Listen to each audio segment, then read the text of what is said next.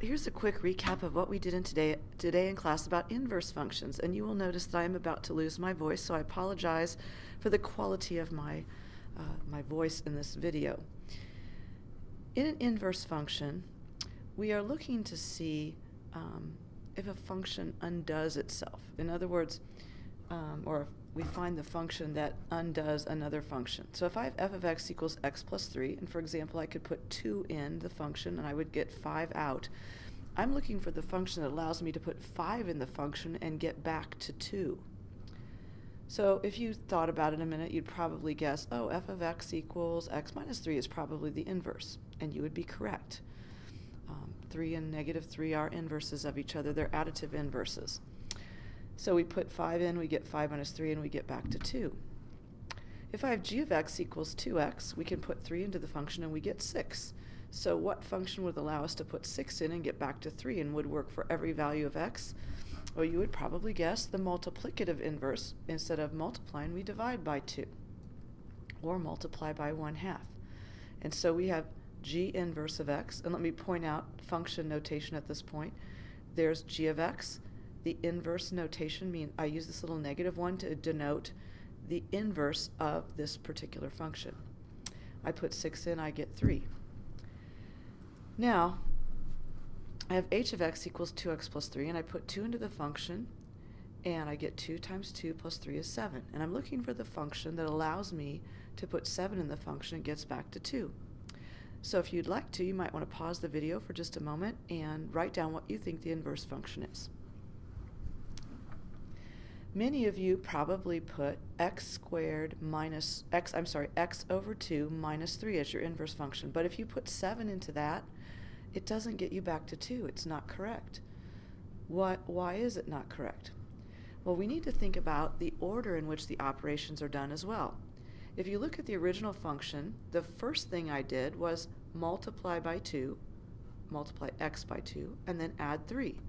So in the inverse function, to undo that, we have to go in reverse order as well as reverse operations. So we have to subtract 3 first and then divide by 2. So the inverse function would look like this: x minus 3, the quantity, divided by 2. If I put 7 into the function, I should have written this with a 7 here. Inverse, h inverse of 7 is 7 minus 3 over 2, gives me back to 2. The big idea here is that we have to use opposite operations in the opposite order in order to get an inverse function.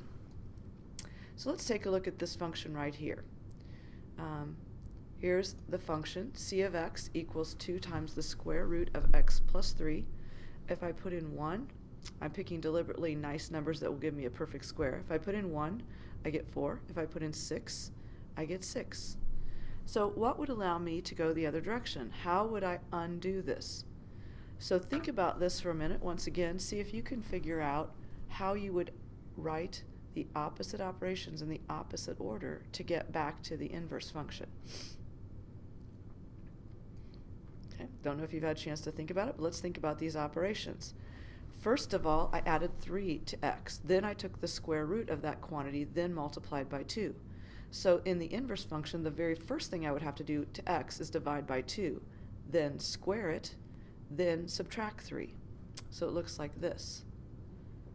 Inverse, a c inverse of x is x over 2 squared minus 3.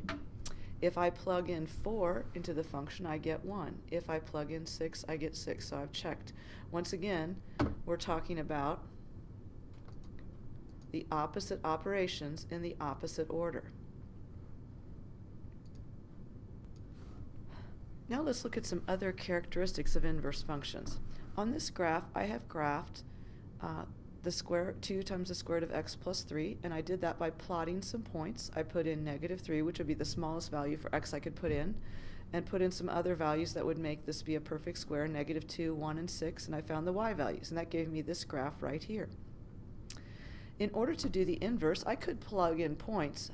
However, an easy way to always find the inverse function, and especially if you don't even know the equation of the inverse function, is to take all the coordinates that you just plotted for the original functions and swap the x's and y's. Because remember, the functions undo each other. So if the original function gives me 0 for when I put in -3, the inverse function should give me -3 when I put in 0. So if I switch those and plot them, I see that I get these points, 0, -3, 2, -2, 4, 1, and 6, 6, and this is the graph. Notice that it is just half of a parabola. Because the square root function only is one side of the curve, notice that I can't draw the entire parabola. I only want to draw this half of it to be the inverse of the square root graph, because this is just the positive square root. So I put a little domain limit here and say this is x greater than or equal to 0. So, a couple things you notice here. Big ideas. Plot points for inverse by switching x and y coordinates of the original function. That's one thing. And the other is notice that inverse graphs have this special symmetry. They are reflections across the line y equals x, and that's always true for inverse functions. Now, what's another way that, besides just thinking of opposite operations in opposite order, that we could find the inverse function?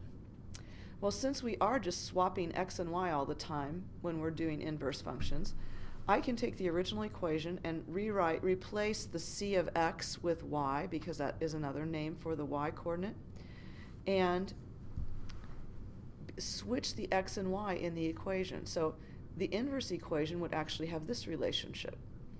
Now solve that for y and I'll get the inverse equation. So solving that for y. Now I want you to notice the steps we took. First we divide by 2, then we square both sides, then we subtract 3. Exactly the same things we did when we thought about doing the opposite operations in the opposite order.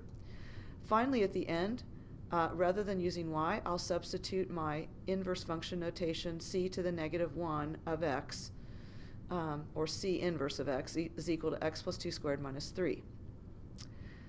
One last one I want to look at in this intro is f of x equal 2 to the x, which is an exponential function. And I made a graph, or a table of values for x, putting in 0. And I want you to notice that when you put in an exponent of 0 in an exponential function, that gives you the y-intercept. So my y-intercept here is 0, 1. Then I put in other values, 1, 2, 2, 4, 3, 8. -1 would give me 1/2. -2 for x would give me 1/4. I plotted all those points, drawing the line very neatly along here. I pointed out in class, I don't like it when you have an asymptote and you sort of make this go up like that, because it's not supposed to go away from the asymptote. It's supposed to just hug the asymptote like that. So it's just right along there. Now, like we did before, you can switch the coordinates and plot the inverse graph. And when you plot the inverse graph, you find out that, oh, that's a log function. Hopefully you recognize it, and you might guess that the inverse of 2 to the x is log base 2 of x. How do I do that using my method of swapping the variables? Well, if my original equation is y equals 2 to the x, my inverse is x equals 2 to the y. And the only way to solve for y is to use logs. So I can write that as log base 2 of x equals y. And you can write 2 to the y equals x. You can go back the other way.